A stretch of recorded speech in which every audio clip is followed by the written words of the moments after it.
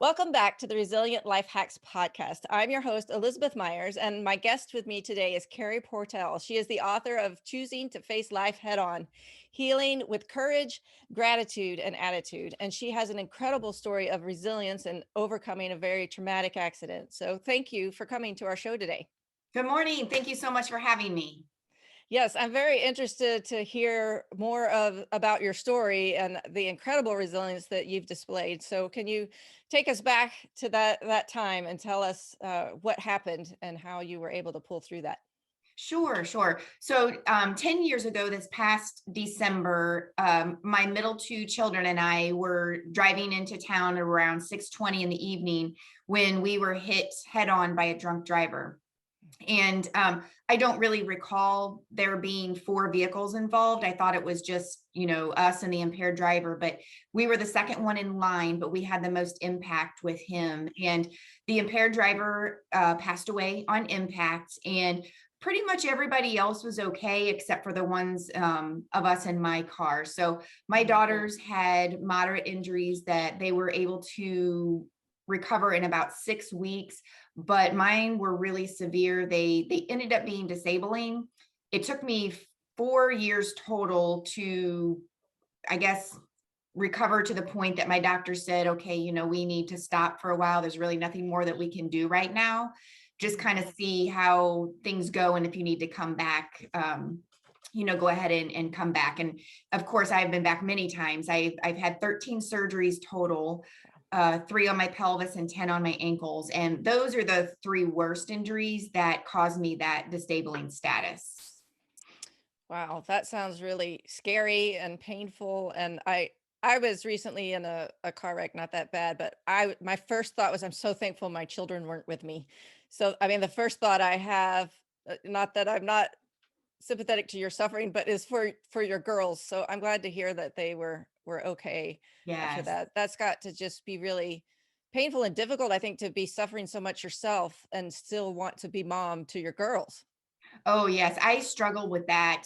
Even today, it's like the one thing that still hurts my heart so much is because for 4 years, the only thing that I was doing was having surgeries and healing. And like all the attention was constantly on mom, and like trying to decrease the amount of pain that I was in. And at that point in time, we had 4 kids, and they are just one right after the other in age. And it stole so much time Hmm. from us. I didn't get to be the mom that I felt that I should get to be. And Yeah. then on the other side of that, I feel like my kids, they just didn't get the mom that they were supposed to have during that time. And, you can try to make it up all you want, but I mean, reality is you can't get that time back. Yeah, that's true. It's a real loss in many ways. Were your daughters or your other children, did they kind of step in and fill some roles that you had before? Or did any of them Oh, kind of they definitely did. become mother to the Yeah. others? Yeah, Saturdays become, okay, it's time to like clean the rooms, clean the house. You guys are going to have to learn how to do your own laundry. And it didn't matter if it came out right or not. At Hmm. least it was washed, Yeah. you start accepting things for at least things are done, that type of thing. But, Hmm. there was, I couldn't really walk for such a long time. And so I would ask, hey, can you bring me this? Because it took so much energy for me to try to get up and get my wheelchair. And then there was sometimes I couldn't even get in my wheelchair. So Hmm. they kind of had to step up and say, yeah, I can bring you this, I can bring you that. Hey, can, do the laundry today, that kind of thing. So Hmm. it was definitely a point in time where they had to go, oh, mom's Hmm. not going to be here to take care of us the whole time. We're going to have to do some of this. Yeah, definitely. I had hip surgery last year, and my younger kids in particular were excited to bring mommy's ice pack or help her with her crutches or whatever. But that was just a really short-term temporary thing. And Yeah. so it was a novelty for them. It wasn't like this is our new normal kind Right. of New situation. normal. Yeah. How long did you stay in the hospital, following the crash? I realized you had to go back multiple times for surgeries and stuff, but that initial stay, how many Yeah, weeks? initial stay was only 10 days. Oh, wow. It surprised me. Yeah, but like insurance likes to kick you out as soon as Mm, possible. But I was mhm, right back there in 2 weeks with another surgery. And I think I had to stay 2 or 3 days for that. And gosh, that first year, I think I had maybe 5 or 6 surgeries. mm, So it was the staff and I became very, very good friends. We were definitely on a mhm. first name basis. Yeah, yeah. So did it just, like, shatter the bones in your legs, and It is that did. they Yeah. had to piece things back together? My lower legs, ankles were the ones that were shattered, and then my pelvis was split, and it just would not heal correctly. Mm, So we had to do 3 surgeries on that, and I think we're done with that. mhm, mhm. So another fascinating thing about you is you're a cattle farmer also, right? Yes. People So get very confused when like after I give my presentation and then I say, well, when I'm not speaking, I'm a cattle farmer. And they're like, now say what? what? How do you do Yeah, that? yeah. So tell us a little more about that and why that's important to you. Yeah. So we have always been cattle farmers, and I had so much physical therapy, and my physical therapist said, Carey, I don't know why you really need to come in here 3 times a week anymore. You have a farm. I can tell you things to do on the farm that Mm, will be just as good as therapy as what you're getting here. And then you don't have to, find a driver to come in 3 times a week. So that's how it kind of started, was more of a physical therapy. And then the more I was able to do, which honestly for the first year was, or first 2 years was very trivial, very trivial. Um, it kind of became this, oh my gosh, I have a purpose again. mm, And I realized I was a person that could not go through life without feeling accomplishments. And it became that no matter how trivial that task was, I got that sense of accomplishment again. And I was like, oh my heavens. So then it kind of became like an emotional and mindful spiritual kind of experience for mhm, me where, hey, this is my thing. I get to do this now and kind of contribute to our family. mhm. Yeah, that's neat. We just moved to the country, and so we're having our first little experience with sheep and chickens, and it's a Oh different yeah. adventure every day. Us not knowing what we're doing and them being so young and kind of helpless. But I'm sure there's lots of humorous moments in oh there. yes, yes, it's fun. There's always something crazy going on. Yeah. Um, so how long was it then before you were able to walk again after the accident? And how to that whole just like being in a wheelchair and maybe not even knowing if you would be able to walk again. And then Yeah. I don't that just seems like a real emotional roller coaster to me. Yeah, it definitely was an emotional roller coaster. They didn't really know how well I was going to walk at first. We were just going to have to do a trial and error thing. So I think I was in the wheelchair pretty much the first 16 to 18 months full time. And then I had to do part-time wheelchair where I would start walking with a walker or a cane, but I mean, very short distances. So it was maybe like from the living room to the kitchen type Hmm. thing. And then at 4 years, I got to the point that I was finally able to walk without any assistance at all, and still only short distances to this day. I can't walk for long periods of time. I can't walk fast, that kind of thing. But it was definitely that 4 year mark whenever I finally got to say, hey, I just get to walk with my body. Nothing else Hmm. helped me. Even though it was for short distances, it felt like an enormous success. Yeah, I can imagine. How did you deal emotionally and mentally with those times when you were in the wheelchair and you didn't know if you would ever walk again? How did you process that without letting that overwhelm your situation? Yeah, I have a lot of people saying, how did you control the anger? And honestly, I never really felt any anger towards what happened because I mean, I don't know. I guess I was just so overwhelmed with trying to feel better that I didn't Mhm. have enough energy to concentrate on that. Yeah. But I was so frustrated that at 35 years old, I couldn't just get up and do what I normally do. I couldn't like go outside and do things with my kids. And going from such an active status to, I mean, coming to a complete halt, that was the part that frustrated me. My mind still said I could do all these things and it was used to being busy. And then my body wasn't cooperating with what my mind was saying that I could do. And that was the part that was frustrating to me. So I would get frustrated. I would find I was irritable and I couldn't really figure out why until I started really digging into, okay, this is what's going on with you, Carey. And that being in limbo of, am I going to be able to walk or am I not? I wish it would just hurry up and decide, is it going to be one or the other? Yeah. And taking 4 years to finally get that question answered, oh my goodness gracious, that was ridiculous. Yeah, I would be really impatient with that. My Yeah, husband's in the military, and often, we're trying to figure out where we're going to be next year, and it could be this or that, and I'm like, I don't really care so much which option it is. I just want to know, and then I will find the silver lining in whatever I'm right. handed. But I need to know which it is. And certainly with something as important as, your own health and being able to walk, I would really struggle for 4 years mentally. I think I would struggle more mentally than physically with that. Right. And Although I think chronic, that's the truth. yeah, chronic pain is no joke itself. That in and of itself is physically and mentally exhausting just to always be hurting all the time. Yeah. And I think that's a lot.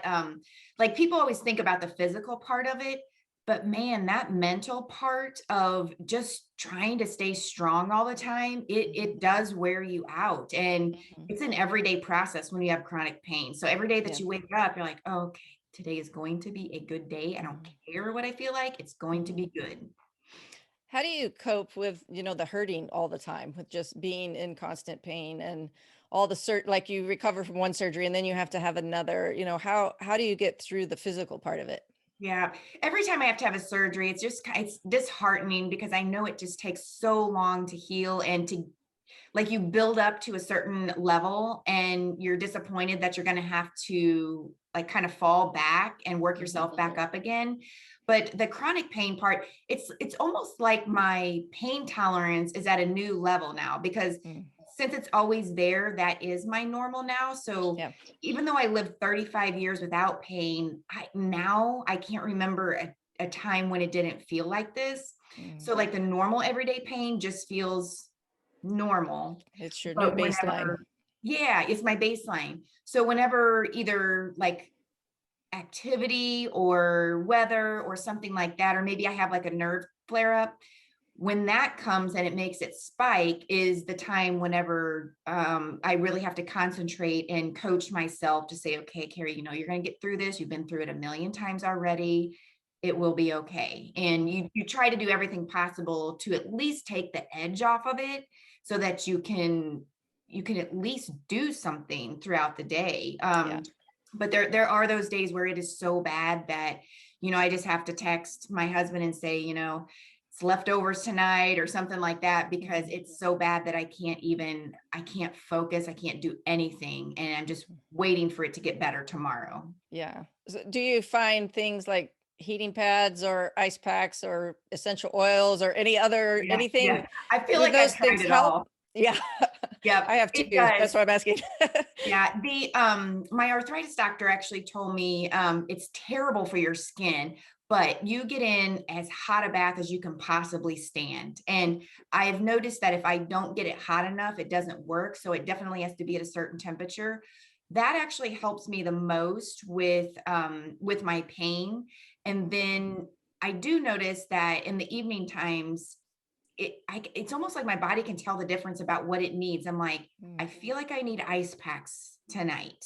And most of the time that's activity related. So Mhm. if I walked too much or if I get stuck like in a store standing in line for too long, that's when I need the ice packs. And I honestly don't know if the essential oils work or not, but I put that on like crazy. And Mm. I'm a firm believer, like I just do it like a vitamin. So Mhm. every night when I'm sitting in the chair, when things calm down, that's when you can really feel the pounding. Mhm. And I am not frugal with it either. Like you got Yeah. to put enough of that stuff on to soak in. So I'm just lathering up and, right now it's just my husband and the dogs. And as soon as I whip that out, they're all like, whoop, they're out of the room. They're like, oh, it smells so terrible. Yeah. I've been using a lot of peppermint oil lately. I'm not a huge, I'm not very knowledgeable about essential oils, but somebody told Uh-huh. me that would help with joint pain. And so it does take the edge off of it. Yes. So but I kind of believe too, in to some extent, doing what works. And even if it is a placebo effect, I'm okay with that. If I feel I better,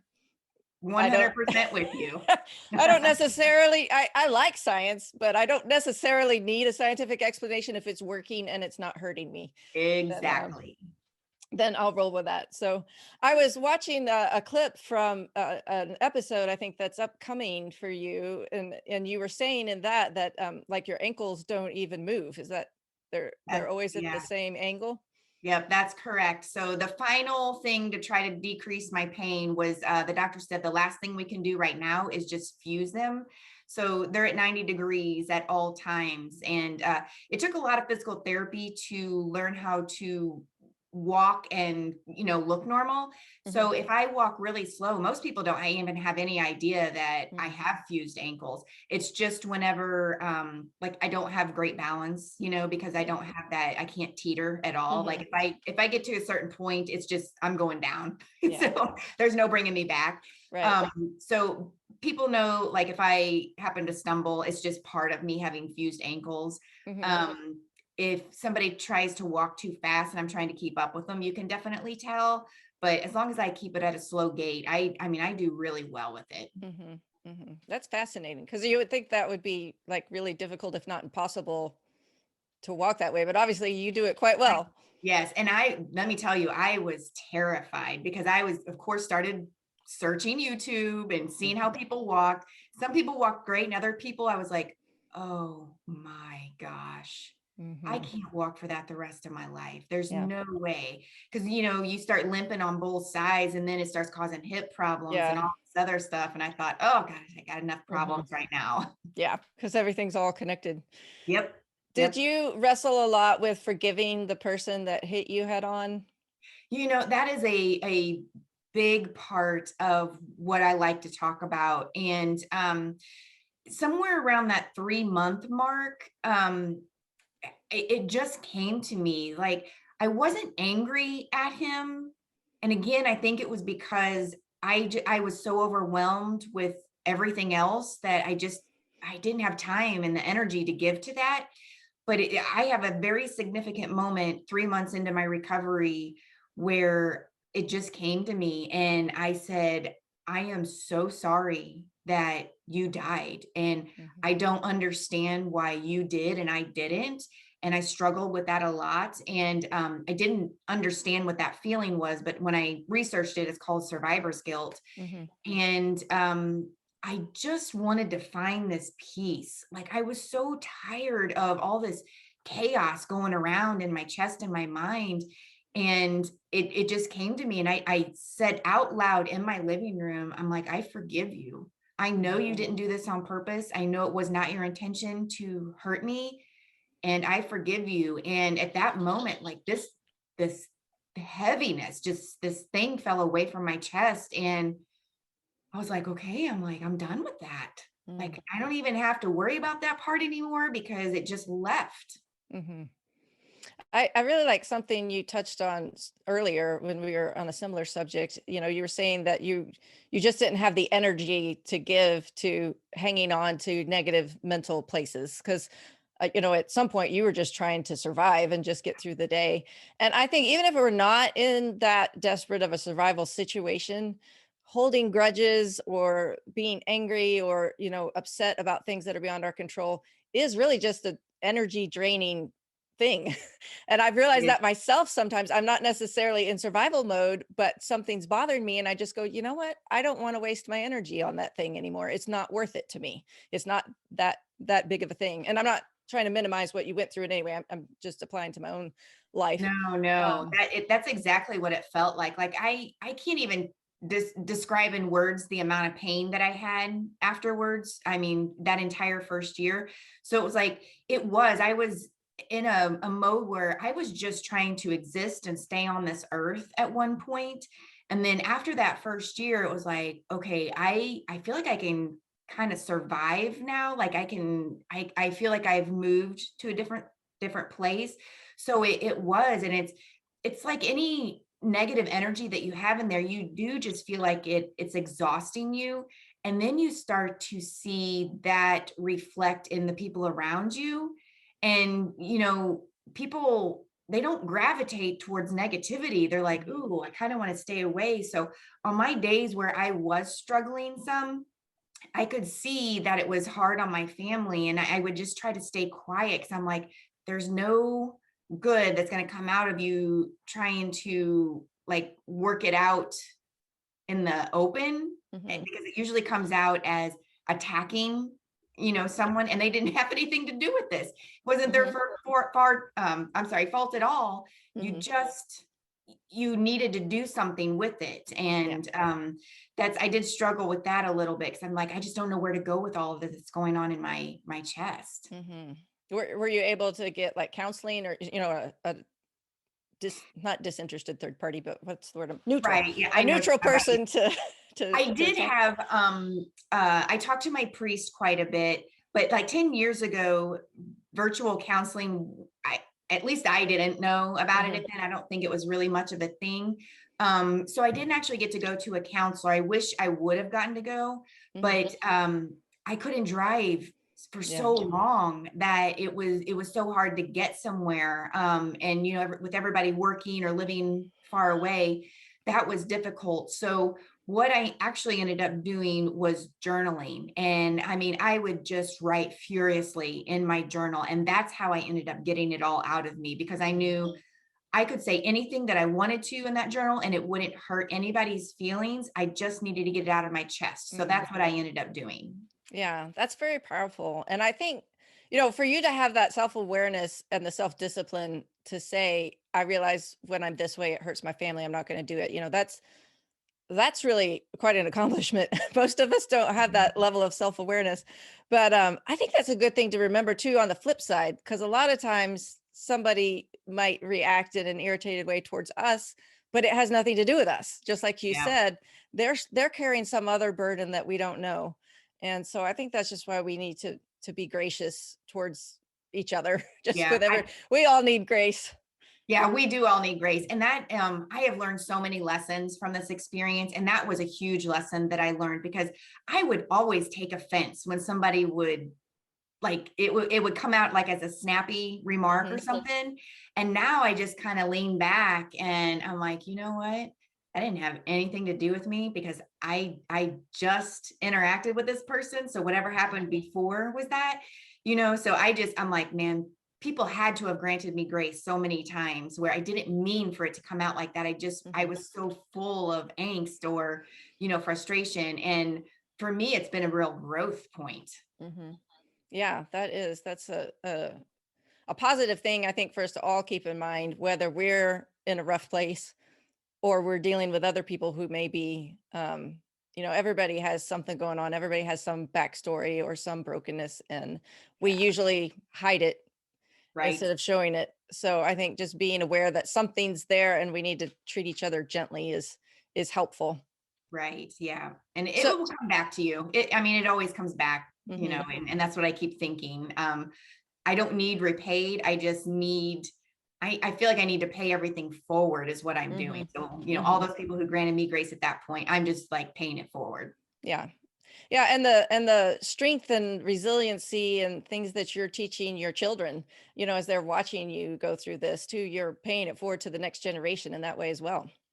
Yeah, I hope that I've done enough of the right things that my children look back and go, man, that was a really hard time for all of us, and we made it. We made it together. It wasn't without difficulty, for sure. We did have some moments that were very hard for all of us, but I tell the kids, the one reason that I did not give up, and there were some moments where I was like, man, I don't know if this is worth it anymore, like to continue to try to walk and stuff, was Mhm, that I felt that if my kids saw mom give up, that at some point in their future life, that would give them permission that they mm, could give up. And when I kept reminding myself of that, I was like, there's no way. I yeah, cannot give my kids that excuse. I can't do mhm. it. Yeah, that's great. That's a wonderful perspective. I know when I was at my low point and I was struggling with depression, which really kind of poisons the way you think, but Yep. I would have thoughts like, "Oh, my family would be better off without me," which is a total lie. Yeah. I You like start I turning it. think of Yeah. that now and I'm like, "How could I have ever thought that?" But I did. My mind was broken and sick at the time and I had those kind of thoughts and that I would it wasn't necessarily that I wanted to die or to hurt myself, but my son was in heaven and I just wanted to be with him. And I Yeah. thought if I'm with Jesus, I won't have this suffering. So, I don't know if that counts as suicidal thoughts, but it was just like you said, I just wanted to give up. I just wanted to quit Yeah. fighting for a normal life. It's just, Can you relate to any of those experiences or? yeah, absolutely. I mean, there's just so much pain and sorrow that is inside of you. And it's so big and heavy that you're like, man, I'm getting tired of carrying this. And Mhm. that's kind of the thought process. And I mean, I was a roller coaster of ups and downs. Especially my husband and I got to understand that every time I would have surgery, somewhere around like 4 to 6 weeks afterwards, I was going to hit a low point. I mean, it was almost guaranteed that that was going to happen. And once we recognized that, we were able to like kind of form a plan and get in our heads that, okay, you know how to get out of this.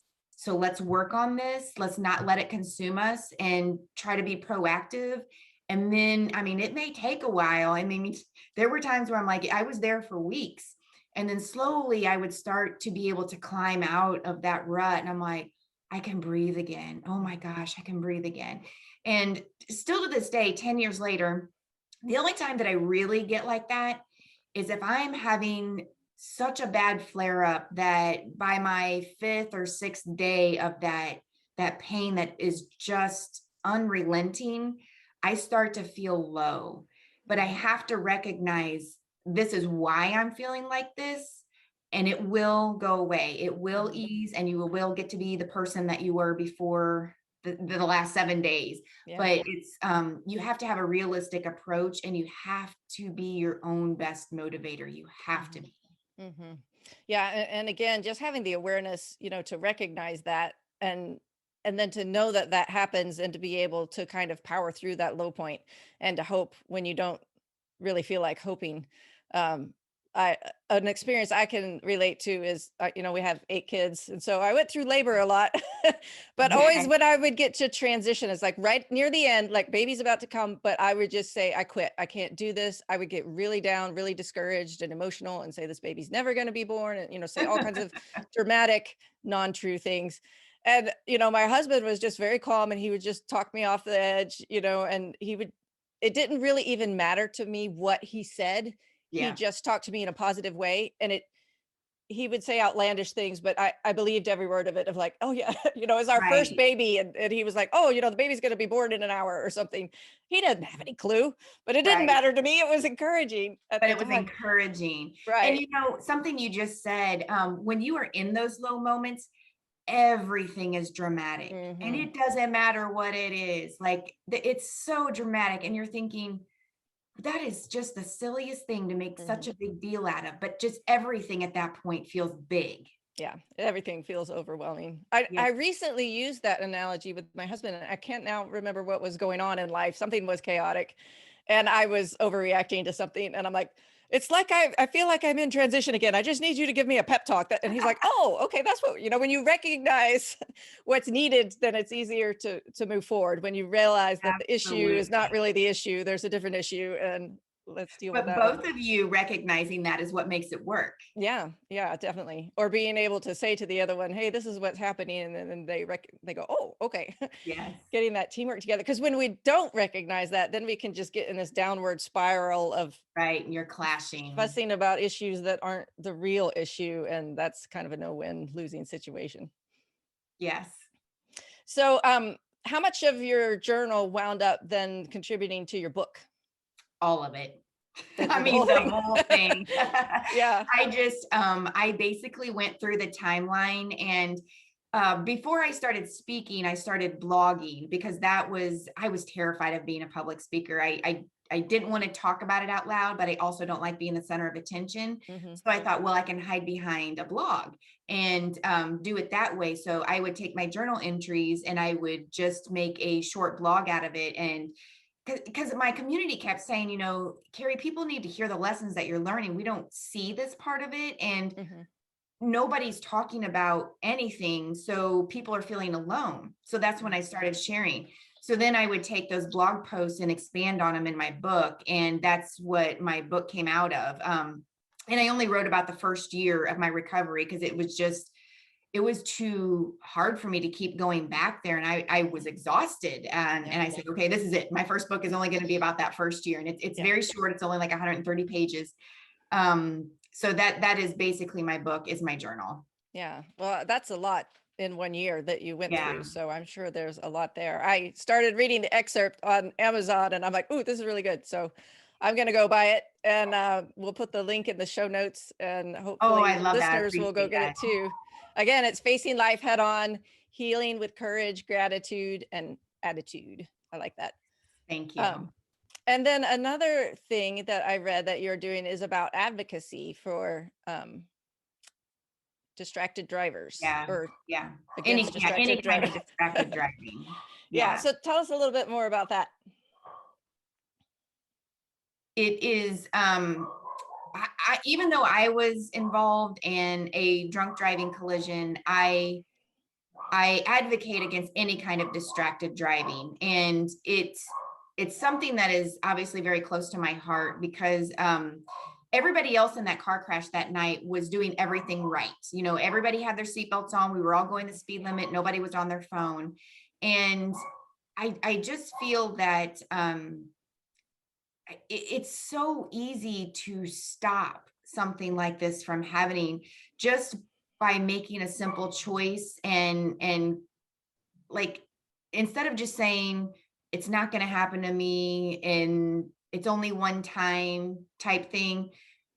I have been in one car crash in my life. I had never even been in a fender bender. Mhm. And it was this one. So my one time of it happening was extreme, and that can happen to anybody because I worked in the healthcare field before this, and I took care of these type of patients, these victims, and it can happen to you. You 100% know it can happen to you, but you still think, but it always happens to somebody else. Mhm. It's never going to happen to me. So even though I was in that mindset of I know it can happen, but it's really not ever going to. And then, I mean, just like they say, in a blink of an eye, it happens, and you have to accept that it's going to happen at that time. And you just, you pray at that moment that you're going to come out okay. Mhm. Yeah, yeah, that's just true about human nature. We think it won't be us or it won't be that bad, but it Yeah. it could happen to anybody. Do you think? And I don't know if there's statistics or whatever, but I'm just wondering. These day and age, it seems like there's more problem with people like texting and driving than drunk driving. I realize they're both, negative, both very important Yeah. topics, but do you think that now being distracted with phones by driving has even superseded drunk driving or? I do. I really do, because it is much more accessible. I mean, people have their phones with them at all times. And, we just don't feel like we can ignore whatever is on that phone. And I don't put what is that? There's a setting that you can put your phone on, like do not disturb or something Mhm. like that. Because I am afraid that, because I've had this happen to me, that I will get a call that I will miss that is an emergency, and that may have made me paranoid. Yeah. But I don't, like, if I get a text, I don't ever answer it whenever Mhm. I am driving. So it's something that you have to make a habit of. You just have to tell yourself it can wait. Whatever it is, it can wait until either I can pull over or, I get to where I'm going. But it's just something that I think it's just the accessibility, and that we have it all the time, that texting and driving, or even getting on the phone and driving, it's superseded everything, I Yeah. think. I think it needs to be just a thing like wear your seatbelt, Yeah. secure your phone. But part of the problem I have is because I use my phone to navigate when I don't know where I'm going. So I need Yeah. the volume up and I need it where I can see it. And so I it do sends the me same other thing. Yeah, alerts and traveling things so too. much, I need that GPS to be able, and I have, got myself one of those holders because my car doesn't have the navigation on the screen yet. But I do put it up there to where I can just glance over at it or, hear it. But like, and then even if I see a text pop up on there now, I'm like, okay, I'll get to them later. I need to concentrate. One, I don't know where I'm going, and two, I'm driving. So Right. Yes, two dangerous things. yes. Yes. So a couple of weeks ago, I had a guest on the show that was talking about living stress free. And that was one of his top things was with not just with phones, but with computers or email or anything of just not feeling that pressure of I must respond to this person now. And Yeah. I think because we are accessible 24/7 now, we feel like we have some responsibility to respond immediately, but we don't. And even just since having that conversation with that guest, I've noticed myself when I get a message and I'm like, but I need to reply. I And I'm know. like, you It's know that what? and Really, I don't. This can wait till after family time or after, whatever it is I'm yeah. doing. I don't And it's have all to a succumb. perspective. It's a Mhm. mindset to be able to Yeah. change that. We're so used to instant gratification that Mhm. we don't make ourselves pause anymore. Yeah, yeah, it's very true. I think about, old school times when the phone was connected to the wall.